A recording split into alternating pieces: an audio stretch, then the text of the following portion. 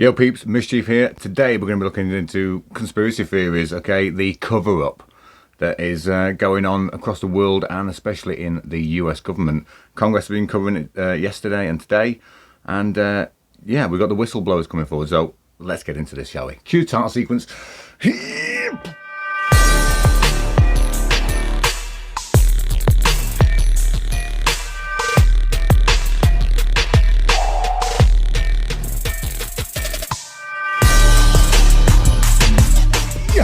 There we go, title sequence away. Okay, so we're going to be going through John Lear, Bob Lazar and David Grusch, okay? So whistleblowers and the cover-up that could possibly be going on. Now I'm starting with these three because these are the main ones that have come forward and basically brought out a lot of this information that we now know, which is considered conspiracy theory and UFO documents and other things, okay, especially John Lear. We've got Bob Lazar, who claims to have first-hand account of these alien crafts and things that he worked on and other things going on, and obviously Area 51, Area S4 that we now know about through him and through John Lear. Now there's Bill Cooper, who I will be doing an episode on because he was nuts and he was linked to John Lear, which kind of tried to discredit him as well when George Knapp brought him forward. So I've got a couple of clips to play for you. I've got a clip from George Knapp interviewing John Lear in 1984, and we've got a clip from the interview with Bob Lazar and the polygraph test that he took, and obviously I've got another clip of David Grusch, coming forward, and you know, his claims there.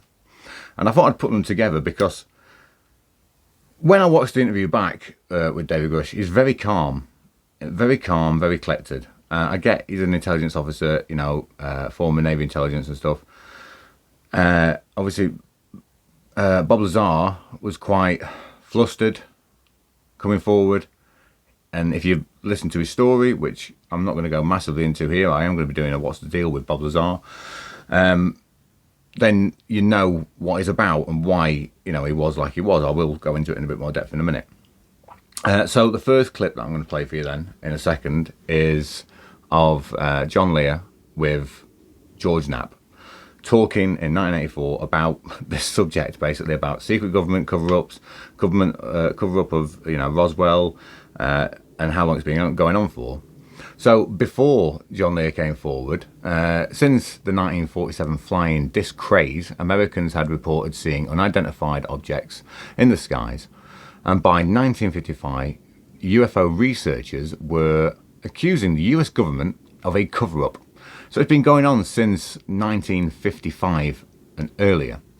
In the 1950s and 60s, many UFOs and contactee groups professed belief in space brothers, so obviously alien life outside of ours. Benevolent aliens eager to improve life on Earth.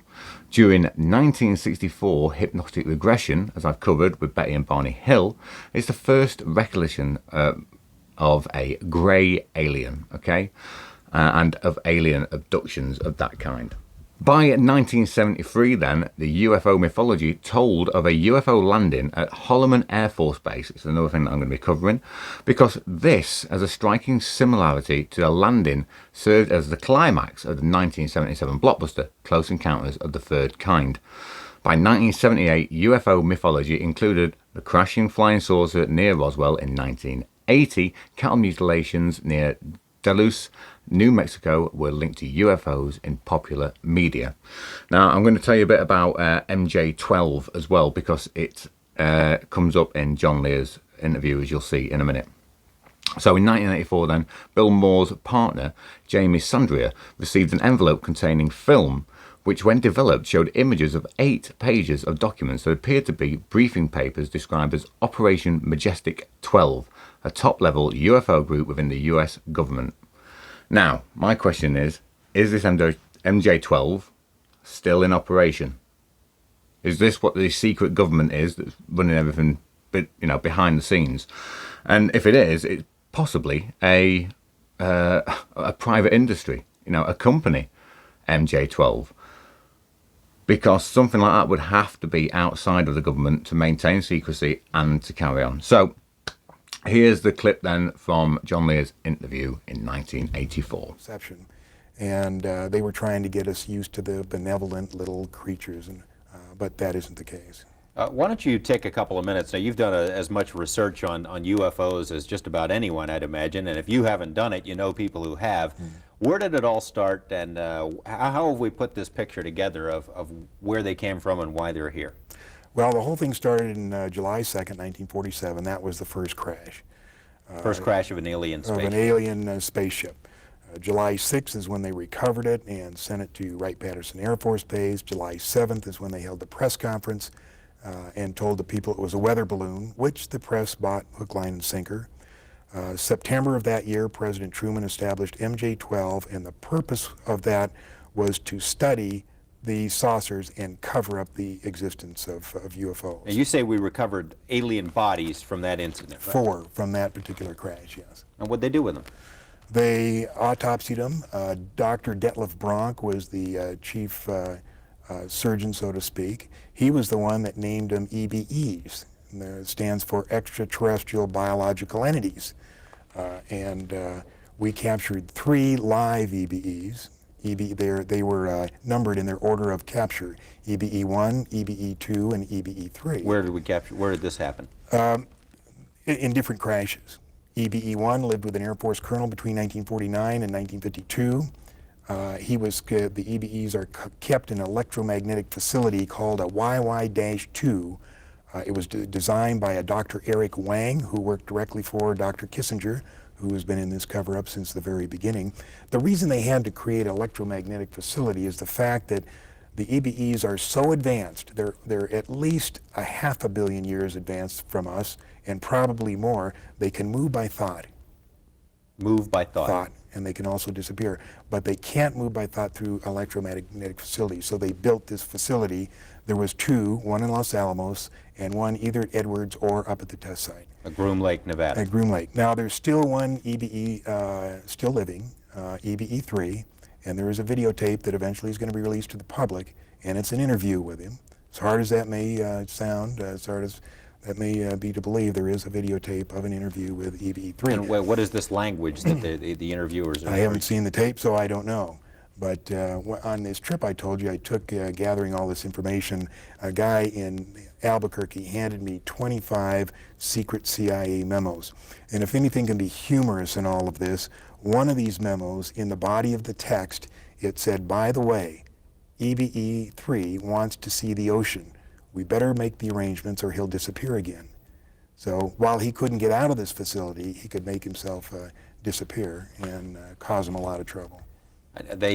Now, can they exist among us? Is that what you're saying, or do they have to have a special environment? They have special environment, special air. It's my understanding they can only last about 20 minutes in this air. You were saying also these gray ones are the ones that we see most of the time, and you said that most of that there are a lot of different motives for them being here. The gray ones, what kind of a deal we got going with them? Is that the bunch that you suggest we've made a deal with for military technology? Well, I think we made a deal with them, and their ultimate, what they want to do is regenerate their own race. Now, apparently, they've either had some kind of nuclear accident, or they're on the backside of a evolutionary genetic curve, and they're going downhill instead of uphill. In other words, in the autopsies, of which I have 2, we found out that their digestive system is atrophied. They can't eat through their mouth anymore. You know how they eat? Well, these cattle mutilations, they take the hormones and the enzymes from those cattle and they spread it on their skin, and their skin absorbs the nutrients and then excretes the waste back through their skin. And if you read Whitley Strieber's book or listen to him talk, he talks about when he's seen them doing this to their skin, and they're scraping the waste off. Now, these cattle mutilations, there's been a film made about that, and perhaps in a couple of minutes we can take a look at some excerpts of that. Yeah, Strange Harvest was a good one, but another thing that happened here on March 4th, there was a documentary. So as you can see then, some fascinating claims, some fascinating piece of information that he brought forward, and this was as early as 84. You know, he carried on doing this. He's a credible guy. I'm going to be doing a What's the Deal with John Lear, so you get a bit more background information on him. I'm not going to do that in this episode. If you want to go and look him up a bit more, then please feel free. John Lear was an aviator. He set multiple records and later flying cargo planes for the CIA during the Vietnam era. He was the son of magnate Bill Lear as well. So he's a credible guy. If you want to take this down the route of credibility and of what's actually going on, and he came forward with this information years and years before, and he said, they're releasing stuff to us through the media, through film and through other things, and as he claims there, the perceived notion of them being benevolent aliens is wrong, and we should be, really worried about this because they're not as benevolent as they may seem. So then the next clip I'm going to play then is obviously of Bob Lazar. So this is from the KLS sort of news report done on him by George Knapp. And I'm going to play you the full thing because it echoes basically news reports that are being done now about David Grusch. So just a bit of background for you then. In March 1989, Lear journeyed to the outskirts of Area 51.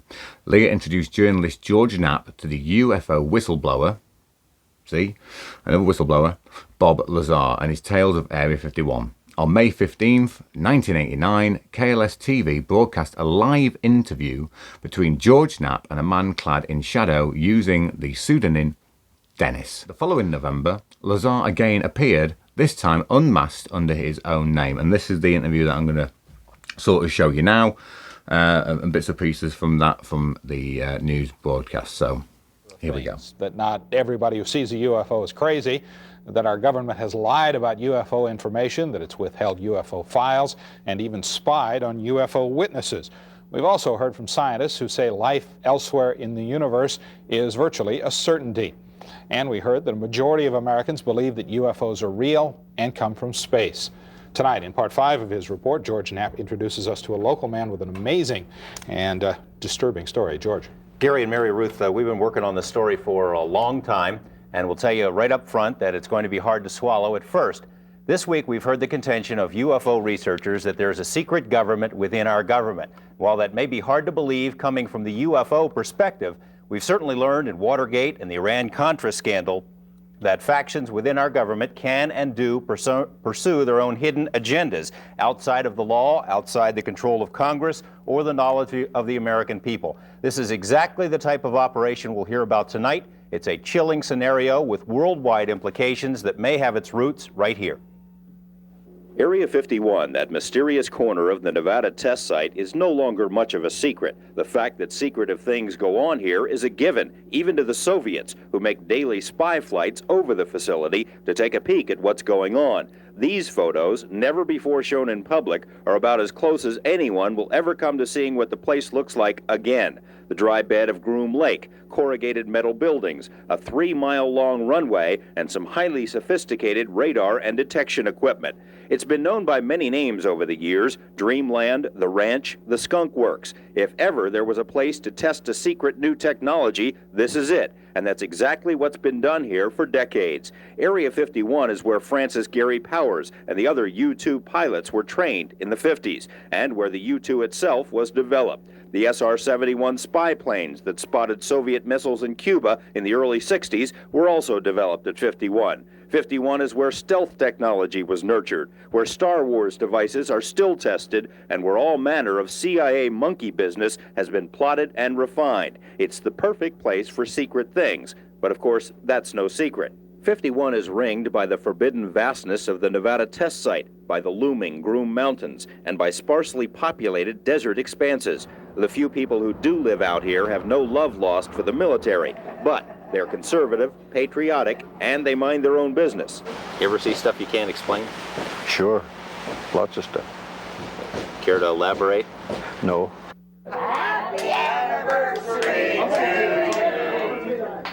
On any given night at the Rachel Bar and Grill, you might find 3 or 4 people who work at Area 51, there amid the flowing Budweisers and cowboy hats. You might find them, but they aren't going to talk to you. not about the things they've seen over the mountains. A steady trickle of curiosity seekers flows through here, strangers drawn by strange stories of lights in the night sky. Their questions also go unanswered. No one who's worked at Dreamland has ever publicly acknowledged what so many people have suspected for years, that alien technology is being tested in the Nevada desert. The speculation first surfaced in documents obtained by UFO researchers, documents about something called Project Aquarius. The documents, allegedly prepared for an organization called MJ-12, state that a program to fly recovered alien spacecraft was established in 1972 and is continuing in Nevada. The National Security Agency has confirmed it does have a Project Aquarius, but denies it has anything to do with flying saucers. NSA will not say what Project Aquarius is. Speculation was heightened in 1984 when the Air Force seized nearly 90,000 acres around Groom Lake. The action was, by most accounts, illegal. During congressional hearings about the land grab, Congressman John Seiberling grilled the military about the legal authority used in the action and was told the authority was at a much, much higher level than the Air Force. Seiberling asked what authority is higher than the laws of the United States. The Air Force official said he could respond, but only in a closed briefing. In 1987, when the Air Force sought to renew its stranglehold on the Groom Range, news articles once again mentioned the talk about alien spacecraft, and subsequent articles in national magazines quoted unnamed sources about things of alien origin flying in Nevada, things that would make filmmaker George Lucas drool. Despite the speculation, no one who knew Area 51 from the inside ever talked publicly about the saucer stories. Well, there's several, actually 9 flying saucers, flying discs that are out there of extraterrestrial origin. The live interview with the shadowy Dennis drew international attention. Portions were broadcast by radio in 6 European countries and in a nationally televised TV special in Japan. Actually 9 flying saucers, flying discs. Despite numerous inquiries and feelers, Dennis has remained anonymous until now. His real name is Robert Lazar, a young scientist with eclectic interests. The choice of Dennis was an inside joke. He says that's the name of his superior at Groom Lake. It wasn't a joke to Dennis. He called right after and he said, "Do you have any idea what we're going to do to you now?" And I said, "Well, no." And he hung up the phone. Lazar's story is, by any standards, fantastic. He says he's telling it in order to protect himself. He says he was hired to work at an area called S4, which is a few miles south of Groom Lake. At S4, he says, are flying saucers, antimatter reactors, and other working examples of technology that is seemingly beyond human capabilities. Right, this came from somewhere else. I mean, as bizarre as that is to believe, but I mean, it's there. I saw it. I know what the current state of the art is in physics, and it can't be done. Checking out Lazar's credentials proved to be a difficult task. He says he earned degrees in physics and electronics, but the schools we contacted say they've never heard of him. He also said he worked as a physicist at Los Alamos National Lab, where he experimented with one of the world's largest particle beam accelerators, a half-mile-long behemoth capable of generating 700 million volts. Los Alamos officials told us they had no records of a Robert Lazar ever working there. They were either mistaken or were lying. A 1982 phone book from the lab lists Lazar right there among the other scientists and technicians. A 1982 clipping from the Los Alamos newspaper profiled Lazar and his interest in jet cars. It, too, mentioned his employment at the lab as a physicist. We called Los Alamos again. An exasperated official told us he still had no records on Lazar. EG&G, which is where Lazar says he was interviewed for the job at S4, also has no records. It's as if someone has made him disappear. Well, they're trying to make me a non-person. Explain. You called where? Well, the schools that I went to, the hospital that I was born at, past job, and essentially nothing comes up with my name in it. He smiles, but out of futility, knowing the whole thing must sound ridiculous. According to Lazar, his employer was the United States Navy. He says he and other government employees would gather near EG&G, fly to Groom Lake, then a very few people would get into a bus with blacked out or no windows and drive to S4. When you get off the bus, what do you see?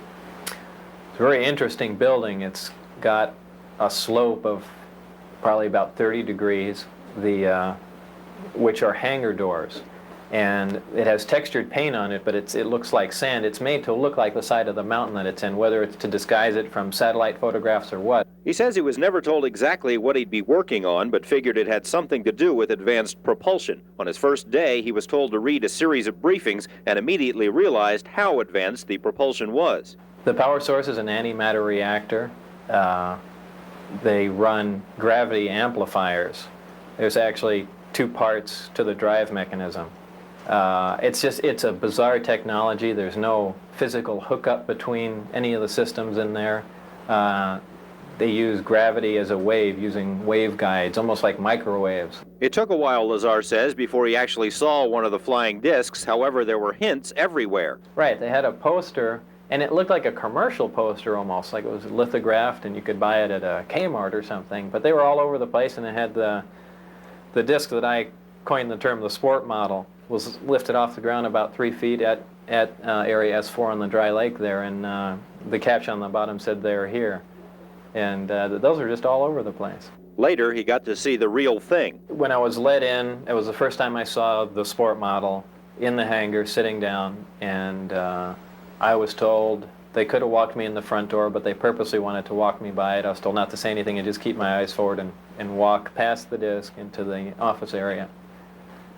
And I did, and as we went by it, I just kind of stuck my hands on it just to run it alongside the thing, and that was about the smallest time. After that, I got to see it actually lift off the ground and operate. But you also, in between that, you saw more than one.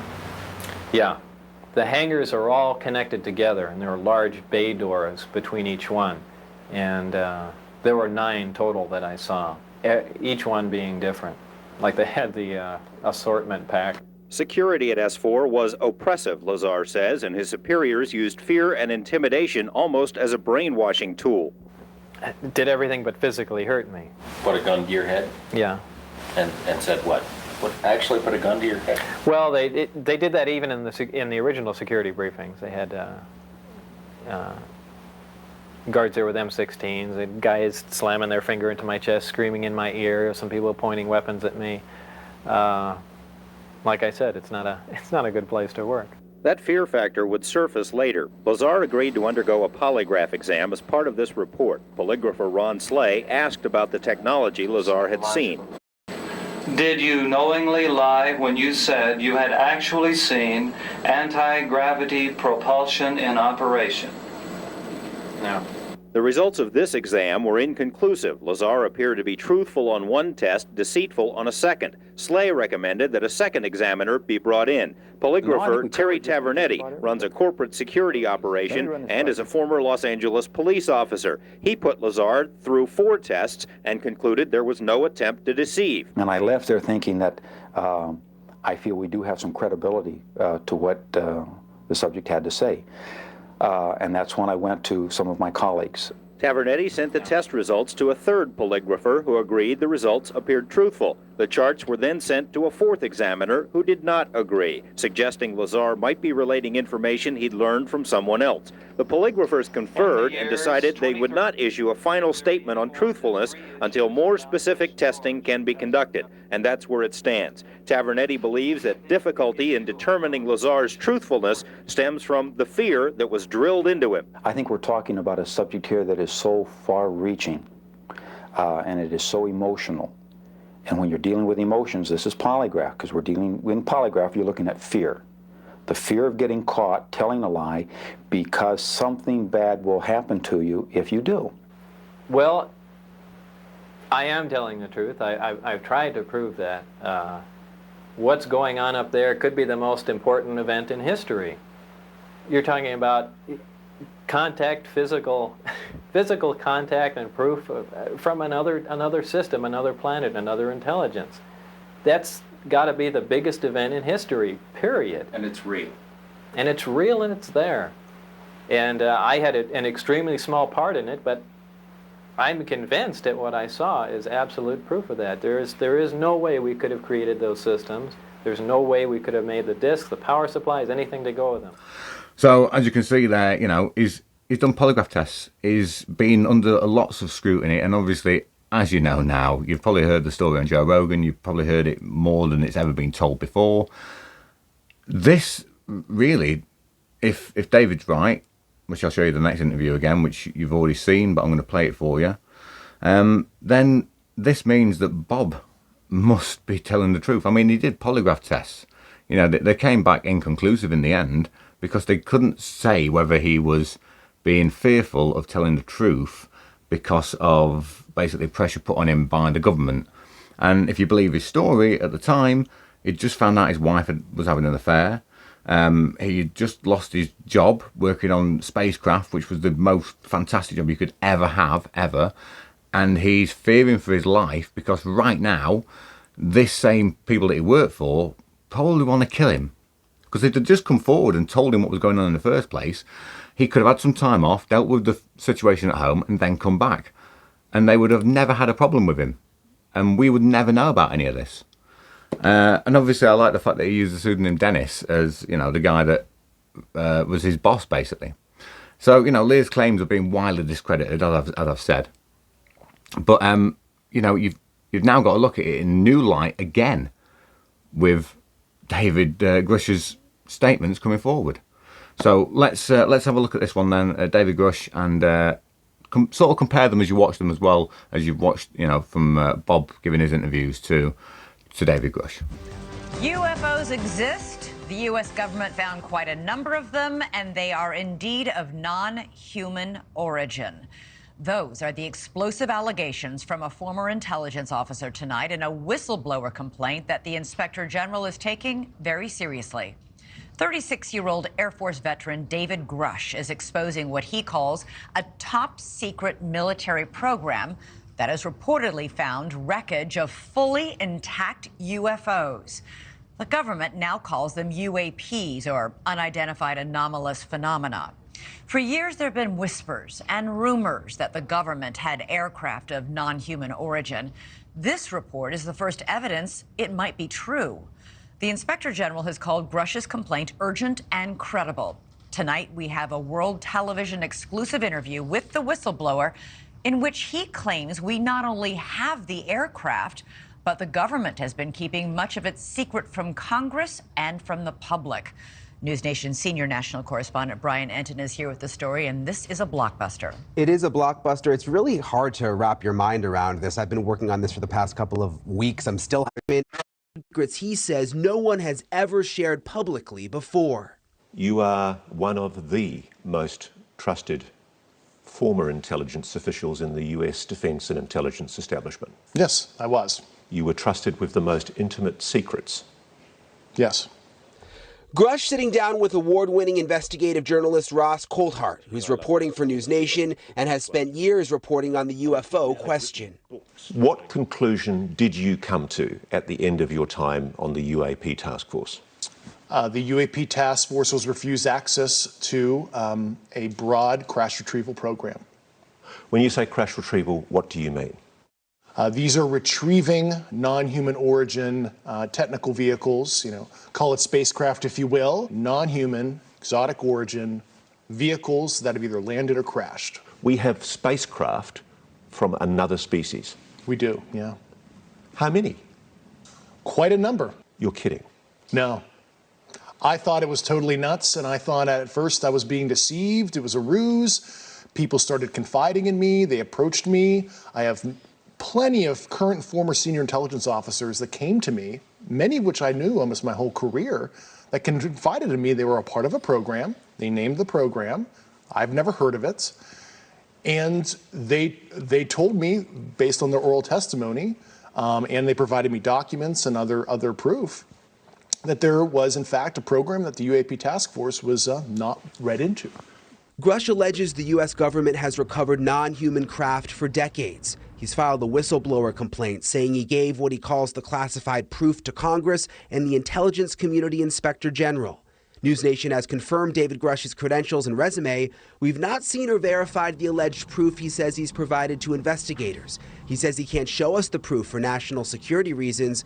He also tells us he's not seen photos of the alleged craft himself, but has talked extensively with other intelligence officials who have. If you're right, if you're telling us the truth, everyone, the entire American public, has been lied to for decades. Yeah, there's a sophisticated disinformation campaign targeting the U.S. populace, which is extremely unethical and immoral. You are saying to the human race, for the first time, an official intelligence representative at a high level from the US government is saying publicly, we are not alone. We're definitely not alone. Absolutely, the data points empirically that we're not alone, yeah.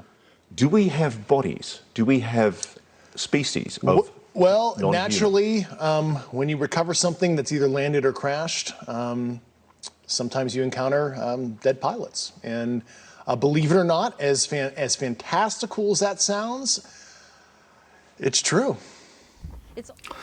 So there we go then. David Grusch again. Yeah. What do you guys think of his interview, of how he came across? He seems very calm to me. That's either a guy that knows he's telling the truth and that he knows he's going to get backed up because he's either in the program or he's been told to do this, or he feels confident enough that, well, if you pull me up on this, I can give you this. I mean, obviously not in the polygraph test. He's not got any evidence to show us. In a way, Bob Lazar had more evidence to show us, you know, with the things that were going off in his life and the other stuff that was going off. So, I don't know. I mean, I don't know enough about David Grusch to believe him or not believe him. You know, the ironic thing is that Bob Lear's been around for so long that everyone knows his story, everyone knows his background, everyone knows he ran brothels and did other things and stuff. And he runs United Nuclear now, you know, and we can trace him. And his story's never changed. So, I don't know. But this thing has been going on for this long, you know. 1955, people were considering the fact that the US government were covering up, as David Grusch has come forward to say, as Bob Lazar's come forward to say, as John Lear has come forward to say, as countless other people have come forward to say. When are we going to actually listen to somebody? Congress had a meeting, like I said, today, as I'm filming this, in America. What I'd like to know is the UK government going to come forward and have a meeting about this as well? Because if what he's saying is right, obviously it reflects on us as well. We need to know what technology they have, if they're hiding stuff from us, or do we already know what they're hiding from us because we're in a treaty with them and we've got everything else, you know, and we know what's going on, or do we not know what's going on? Why are we not interested in this? These claims seem to be sort of, even though they're on the mainstream news at the moment, it's mainly in America it's being covered, and it doesn't seem like anyone's sort of taking this very seriously in a way. I know people are getting, you know, UFO researchers and stuff on, and they're getting fairly credible people on as well, which is good. You're not just getting some nut job from the History Channel who's a ufologist. I mean, you could class me as a UFO expert because I know shit about UFOs and, you know, when people are abducted and other things like that. But I wouldn't go on the news as a UFO expert, for God's sake. You know, I know no more than you guys do. And no matter how close we seem to get to this subject unraveling itself, I mean, this was 1989 as well that Bob Lazar came forward with this. Nothing's happened, except that Area 51 got more closed, you know? People can't even go near the place. You can't fly anything over, you can't do anything near it. You know, and I get that they had the B-12 and, you know, all these other, the A-1, was it, bomber and stuff, that were being developed there. So they have had secret testing there, which obviously everyone knows that now. This is where a lot of the secret testing stuff goes on. So a lot of the sightings that we're seeing early doors, you know, were of the B-12 bomber and all this other kind of stuff, and the, you know, the big triangle things. But now, you know, we've got the sightings over the military base, which I'm going to cover on an episode, of what, 50 plus Marines seeing a triangular shaped object just sat there. So we know these things are here. Congress from America has come forward and said that they're here. Now we've seen these whistleblowers, and I've taken you back to 1984, for God's sake, with John Lear. Whether you believe him or not, he came forward with all this amazing stuff, you know, and some of it's true, some of it's not true, probably. I don't know. Was he part of the disinformation? Who knows? But why would he have come forward and said it in the first place? And then obviously we've got Bob, who came forward. And in between that time, we've had really nothing. Nothing at all. And then the last 3 years, boom, here you go, Merry Christmas, Happy Hanukkah, Happy Eid, whatever you want to call it. Have all your UFOs, and here's the aliens, and here's all the stuff. So, can we trust these people, for one, in the government, who are going to be looking into this? Because Arrow don't seem to be catching anything at the minute. You know, it's amazing to me. I watched a bit of the interview from Congress, and Arrow were basically saying, well, as you know, we've not really seen anything. Most of it we can unblur, and it's a sausage or a hot dog or something, you know, and there's only like a little bit, which we understand there is probably only about 10% that we cannot identify. And as they correctly said as well, you know, if there is things, even little drones or something flying over America or flying over any assets of anywhere, we need to know who's flying these bloody things, you know, these quadcopters or whatever, and find out what they're doing, you know. So there's that aspect of it. So let me know in the comments what you guys think. And do you think we're going to find out? Do you think there's going to be some kind of disclosure? So my next episode is going to be covering the 1944 to 1961 again, looking at a bit more into Roswell and a bit more into other incidences, the 1955 flyover of Washington, D.C. Obviously, I covered Betty and Barney Hill in my last episode of that. So I'm going to be piecing together bits through this timeline, and then we're going to look from the 60s onto the 80s and cover that bit there. Obviously, look into the 1977 landing, 1976 landing, apparently, at the airbase, which, you know, Close Encounters of the Third Kind. Is this where they got their information from? Is this being given to us slowly through the media, like it is now, a bit more, you know, coming forward and stuff, and things are happening? I don't know. But, hey, what's next? What's next for us? Who's next going to come forward?